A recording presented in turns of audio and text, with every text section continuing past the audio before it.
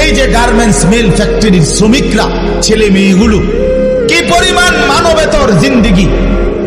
তারা এই 8 ঘন্টা 10 ঘন্টা ওভার টাইম করে ডিউটি শেষ করে ছোট্ট ছোট্ট খুপড়ির মতো কোন রকম জিন্দেগির জীবনটা তারা কষ্ট করে চালায়। অল্প কয়টা টাকা বেতন পায়, বেতনটার জন্য কত সময় কত আন্দোলন করতে হয় তাদেরকে। এই সামান্য কয়টা টাকা দিয়ে তারা জীবনটা নির্বাহ করে বছরের পর বছর, অথচ তাদের সেই কষ্টের মেহনতের পরিশ্রমের পণ্যটা বিক্রি করে মালিক ও পক্ষ কোটি কোটি টাকার রাজপ্রাসাদে আলিশান বিত্ত বৈভবের মধ্যে উল্লাস করছে।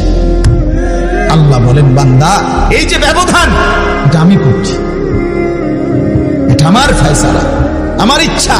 আমি যাকে মন চাই ধনী বানাই, আমি যাকে মন চাই গরিব বানাই, আমি যাকে মন চাই সম্পদের প্রাচুর্য বাড়িয়ে দেই, আমি যাকে মন চাই সম্পদ কমিয়ে দেই।